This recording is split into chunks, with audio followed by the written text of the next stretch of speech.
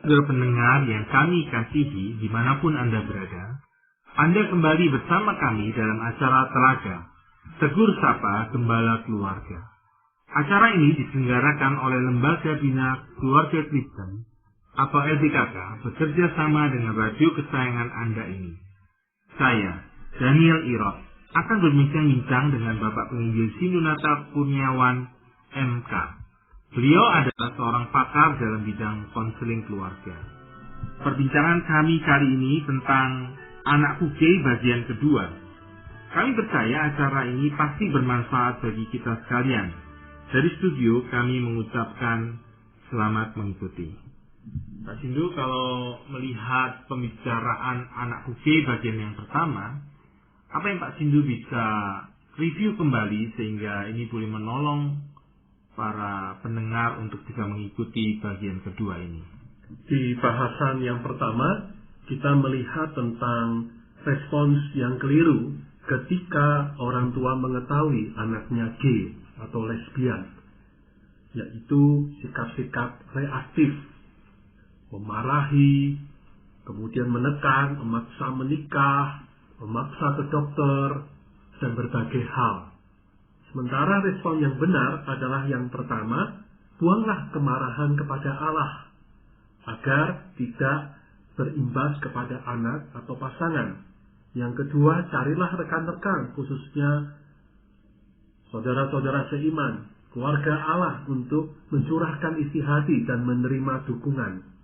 Yang ketiga, jagalah komunikasi yang tetap terbuka dengan anak, sehingga anak merasa cukup aman untuk bercerita. Kalau begitu Pak Sindu bisa melanjutkan respons yang benar yang keempat, Pak Sindu. Yang keempat, mari sebagai orang tua ungkapkan kasih dan penerimaan kepada anak dengan tetap tegas di dalam kebenaran. Apa yang membuat kasih dan penerimaan ini betul-betul bisa menolong anak yang bergumul dengan masalah gay dan lesbian? Secara alami, ketika seseorang mengalami ketertarikan sejenis, dia sudah sadar dirinya salah dan sebagai masalah, orang yang punya aib dan celah. Jadi dia pun sudah merasa tidak nyaman. Ketakutan yang besar dihakimi, ditolak, diusir. Maka ketika orang tua yang dikira anak akan menolak mentah-mentah, namun ternyata orang tua dengan lapang menyatakan kasih dan penerimaan, maka itu akan melegakan hati anak, membuat anak akan tetap lebih mungkin respect dan menaruh percaya kepada orang tua. Apakah berarti kalau orang tua itu menerima anak itu, orang tua menerima sepenuhnya, jadi anaknya diterima sepenuhnya, lalu gay lesbiannya itu juga diterima sepenuhnya? Tepat pertanyaan Pak Daniel ini. Jadi menerima tidak sama dengan membenarkan. Menerima keberadaan anak kita yang demikian tidak sama membenarkan perilaku ketertarikan sejenisnya. Jadi seperti halnya anak kita kan berulang kali bersalah. Dari mungkin pernah membohongi, mencontek waktu ulangan di sekolah, menyakiti adiknya, kakaknya, atau menyakiti kita dengan kata-kata yang tajam. Bukan berarti kan karena perilaku yang salah itu, sikap yang salah itu, lantas kita tidak mengasihi dan menerimanya, bukan? Kita tetap menyayangi, memeluk, kita tetap memberikan apa yang dibutuhkan, tapi pada saat yang sama kita juga tegas terhadap kebenaran. Kamu sudah nyontek, itu salah. Kamu sudah tidak hormat pada orang tua, itu salah. Ayo, ngaku salah dan tidak ulangi lagi. Sejalan dengan itu kita tetap memberi kesempatan mengekspresikan bagi kita, menyatakan kasih sayang. Jadi kembali ke hal ini, prinsip yang sama dalam pengasuhan kita sebagai orang tua. Tentunya penerimaan ini sangat berguna buat anak yang mengalami gay itu. Kalau Pak Sindu bisa memberikan penjelasan lebih dalam lagi, mengapa penerimaan kasih sayang ini sungguh-sungguh sangat dibutuhkan anak itu. Maksudnya, mengapa ini sangat penting? Gitu, Pak Sindu. Jadi kembali itu akan mengisi tangki cintanya. Jadi sesungguhnya yang terjadi, kenapa anak kita bisa mengalami ketertarikan sejenis? Karena di masa 0 sampai 12 tahun, ada kebutuhan kasih sayang dan peneguhan yang kita orang tua, atau minimal salah satu orang tua, tidak memenuhinya. Jadi ini sebenarnya kalau kita mau lebih jelas lagi, lebih mungkin faktor dasar kesalahan ada pada kita orang tua. Maka mari kesalahan kita orang tua di masa lalu yang mengabaikan anak kita, baik kita sebagai ayah dan ibu, tidak kita lanjutkan dengan kesalahan yang kedua, melanjutkan penolakan ketika kita tahu menangkap basah anak kita mengalami ketertarikan sejenis. Jadi marilah berikan pelukan, berikan pengakuan bahwa aku sayang kamu. Mari kita berikan juga penerimaan, jangan homofobia. Homofobia itu adalah suatu sikap rasa takut dan risih terhadap kaum yang tertarik sejenis. Apa ini aku sama kamu, udah pergi sana. Keliru. Mereka tetap manusia, orang yang ketertarikan sejenis yang sama. Bedanya hanya satu hal, orientasi ketertarikan seksualnya pada sesama jenis. Jadi saya melihat penerimaan ini akan menolong anak untuk bisa menghadapi persoalan G yang dihadapi. Kalau dia mengalami penolakan, dia akan kesulitan untuk menghadapi persoalan G-nya karena dia double begitu, persoalannya sudah ada G, lalu ditolak orang tua atau orang lain. Jadi memang penerimaan itu sangat perlu begitu Pak Sindu, yang memang sangat-sangat dibutuhkan. Ya, jadi dengan demikian akan memberi landasan untuk langkah berikutnya, kita lebih mungkin untuk punya jembatan untuk menolong pemulihan anak kita tersebut. Tanpa ada kasih dan penerimaan yang secara nyata orang tua nyatakan kepada anak yang tertarik sejenis itu, maka dengan kata lain tidak ada jembatan untuk memulihkan anak kita. Tadi Pak Sindu sudah menyebutkan bentuk penerimaan dan kasih dengan memberikan pelukan, sentuhan. Saya pikir itu bentuk bahasa kasih yang lain bisa diberikan kepada mereka juga begitu Pak Sindu ya? Ya, jadi sejalan dengan itu kita tetap tegas dalam kebenaran yang seperti tadi saya ungkapkan. Artinya, ya kita menerima pergumulannya, keberadaannya sebagai seorang yang tertarik sejenis, tetapi kita menolak untuk perilaku homoseksualnya, perilakunya. Jadi mungkin dia sudah punya pacar, ya apa boleh buat.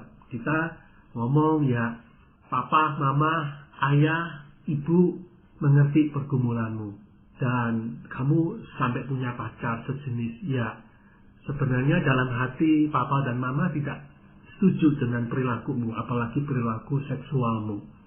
Tapi sekalipun demikian, papa mama tetap sayang dengan kamu. Papa mama nggak setuju dengan perilakumu, tidak mendukung perilaku homoseksualmu, tapi papa mama tetap menghargai kamu sebagai sosok. Kamu tetap anak papa, tetap anak mama, dan kami peduli dengan kamu.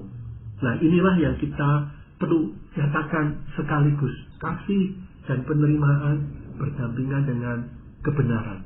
Maksudnya tegas dalam kebenaran ini, praktisnya seperti apa Pak Sindu? Artinya apakah misalnya orang tua sampai memberikan sikap atau tindakan-tindakan untuk menghalangi anak ini bisa bertemu dengan pacarnya yang gay begitu, atau misalnya anak ini sekolah di luar negeri, orang tua tidak lagi mendukung secara keuangan kalau anak ini meneruskan gay-nya. Apa bisa seperti itu Pak Sindu? Jadi ada satu kasih yang teguh, tegas begitu, kasih yang kuat. Jadi kasih menerima, tapi juga ada tindakan-tindakan konsekuensi yang kalau anak ini tetap terus gay begitu, orang tua melakukan sesuatu yang bisa menghalangi begitu.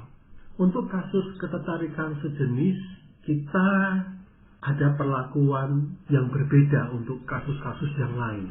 Satu sisi, ketertarikan sejenis ini tidak bisa diputus dengan cara kita mendisiplin, dengan kita tidak mengirim uang bagi anak itu yang ada di luar kota, mengancam kalau kamu tetap jadi seorang gay, jadi lesbian, bapak ibu tidak lagi nyekolahkan kamu, tidak akan mengkuliahkan kamu.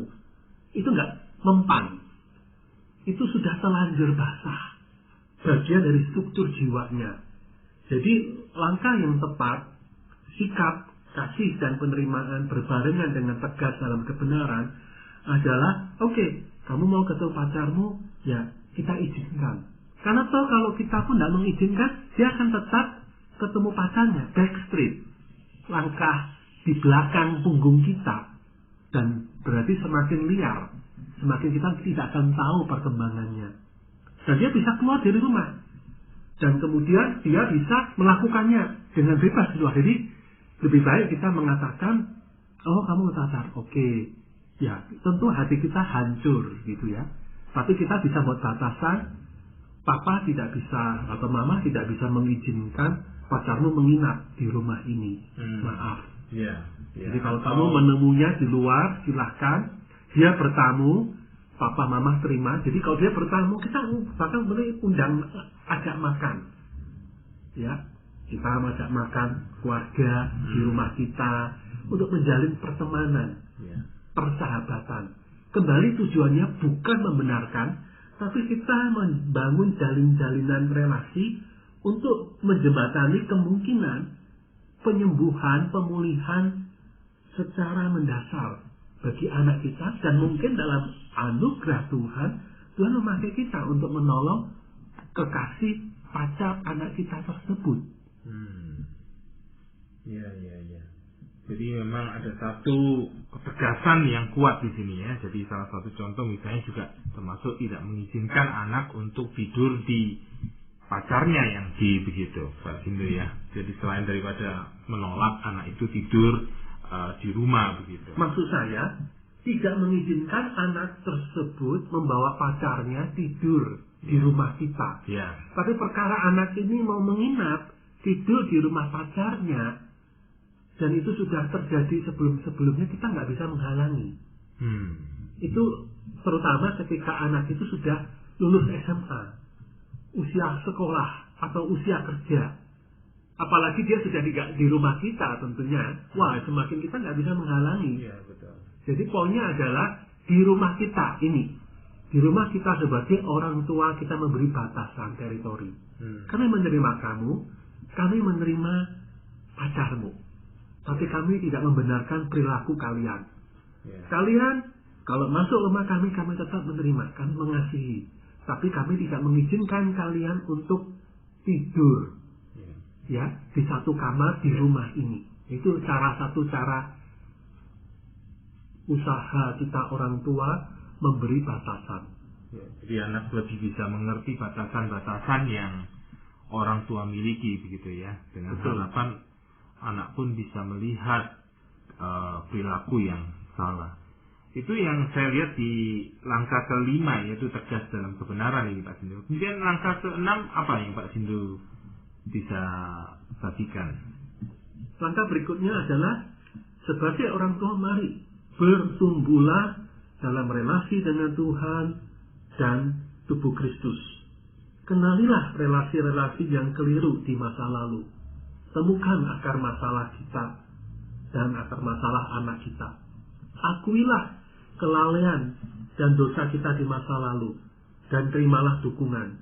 Bangunlah keberhargaan diri yang sejati di dalam Kristus.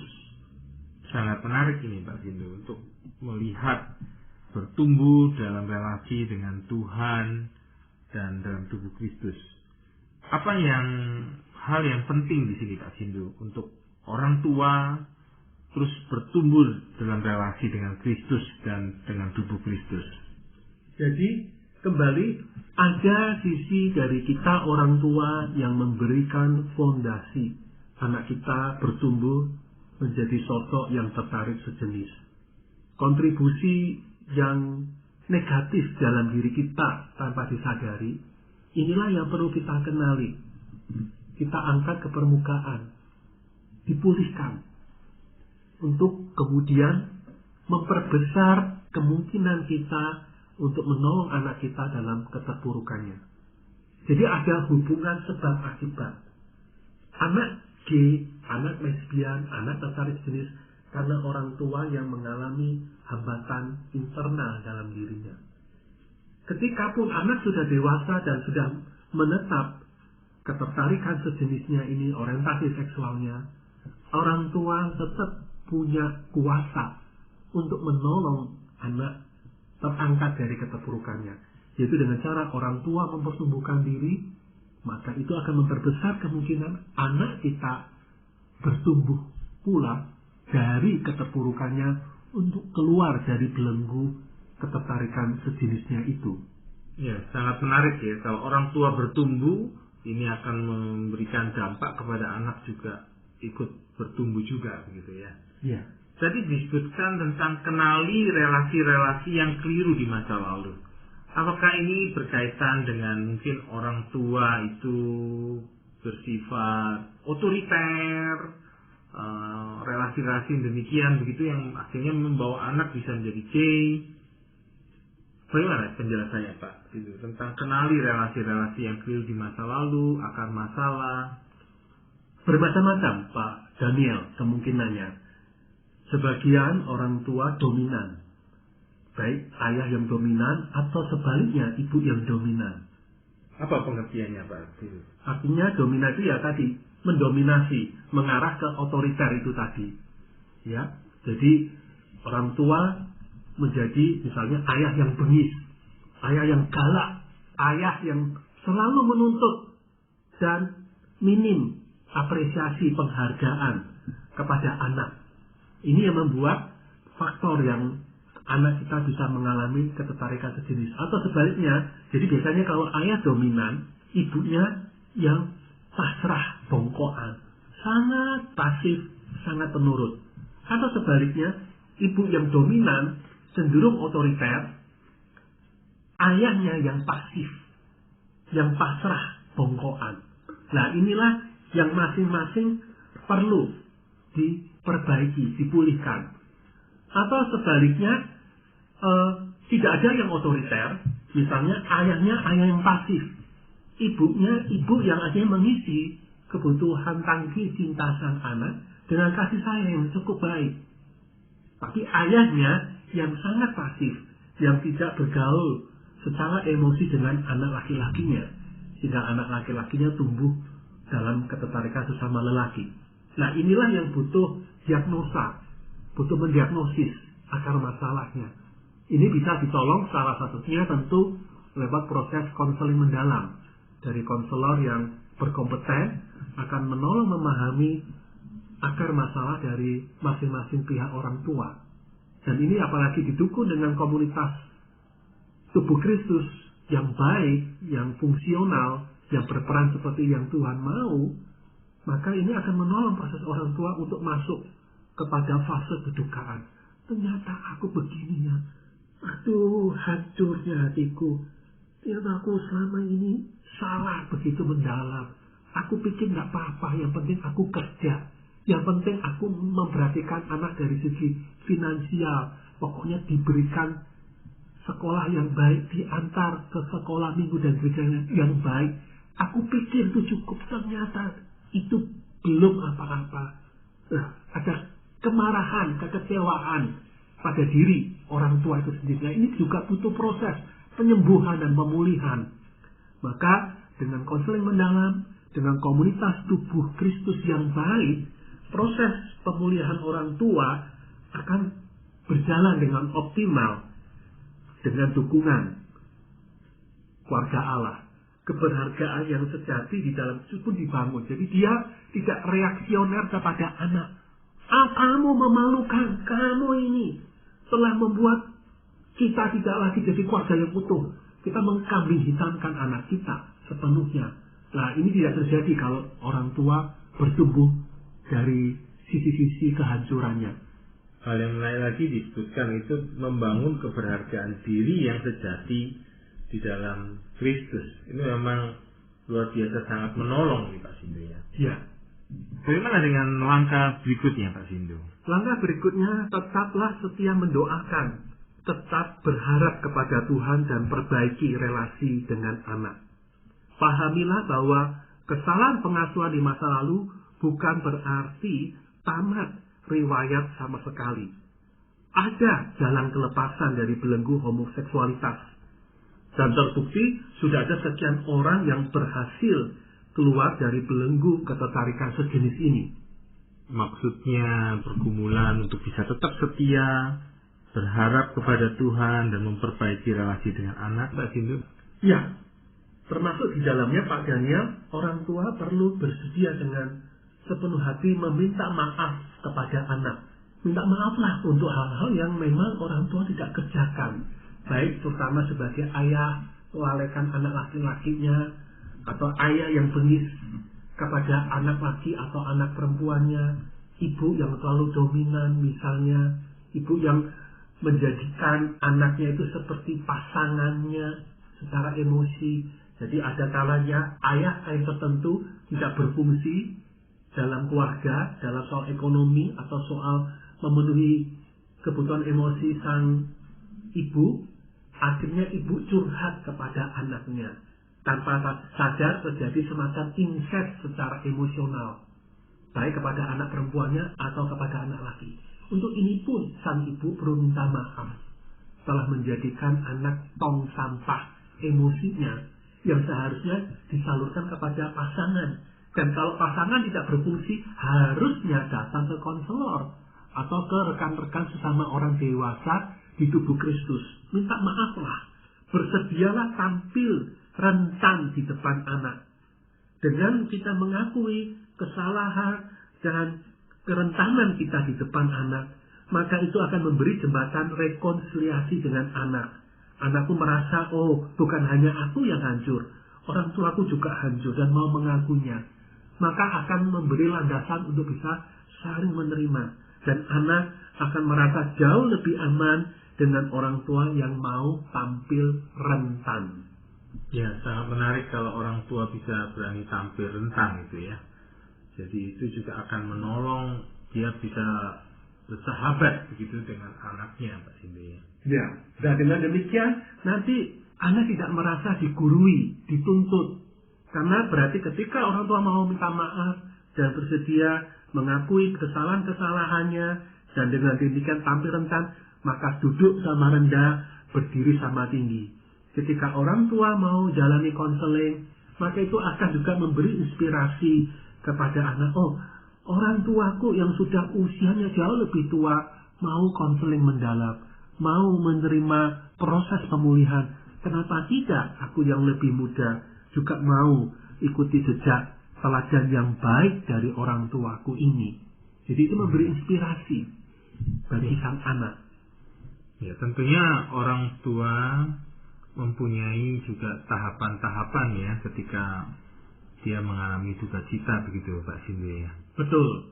Jadi ada proses duka cita, rata-rata duka cita itu melewati 5 proses: menyangkal, marah, tawar-menawar, depresi, dan menerima. Jadi ada keterhilangan yang dialami tentang anak yang tertarik sejenis ini. Dan kemudian akan ada juga rasa duka, luka. Mari orang tua jalani proses ini.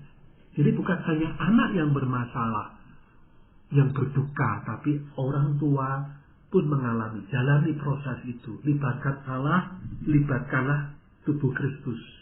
Bagaimana kita sebagai sesama tubuh Kristus, sebagai pendeta, rekan jemaat, sahabat, atau ya sahabat dari orang tua yang bergumul, sikap yang seperti apa yang kita bisa berikan, Pak Sindu? Mari stop menghakimi dan limpahkan dukungan dalam bentuk mendengar untuk memahami, bukan mendengar untuk menjawab, bukan mendengar untuk menghakimi. Pahami, rasakan dukanya, dan kemudian beri ruang kita mendoakan, berproses. Kalau kita tidak mengerti langkah teknisnya, dampingilah orang tua tersebut untuk datang ke konselor yang berkompeten, supaya ada proses yang tepat langkah demi langkah. Tidak ada pemulihan yang instan, tetapi di dalam nama Yesus, ketika orang tua, apalagi ketika tubuh Kristus berfungsi, mau merendahkan diri, berproses, maka harapan bagi anak-anak kita yang mengalami ketertarikan jenis tetap ada. Ada pemulihan. Memang ketertarikan tidak bisa dihilangkan sama sekali. Tapi ketika anak kita membuka hati, berproses dalam tubuh Kristus, dalam proses tahap-tahap pemulihan, maka rasa ketertarikan itu akan jauh lebih teredam. Dia punya gambar diri yang baru di dalam Kristus. Dia akan bisa memilih dua hal. Aku akan tetap tidak menikah, atau aku akan menikah dengan yang lawan jenis. Sambil menjalani proses dukungan tubuh Kristus. Nah inilah anugerah, berpujilah Tuhan. Hari demi hari Ia menanggung bagi kita. Allah adalah keselamatan kita. Mari iman hari demi hari Ia siap menopang kita. Para pendengar sekalian, terima kasih Anda telah mengikuti perbincangan kami dengan Bapak Penginjil Sindu. Baru saja berbincang-bincang tentang Anakku Gay bagian kedua. Bagi Anda yang berminat untuk mengetahui lebih lanjut mengenai acara ini, silakan menghubungi kami lewat surat. Alamatkan surat Anda ke Lembaga Bina Keluarga Kristen atau LPKK, Jalan Cimanuk 56 Malang. Atau Anda dapat mengirimkan email ke Telaga. Kami juga mengundang Anda mengunjungi situs kami di www. Kami mengucapkan terima kasih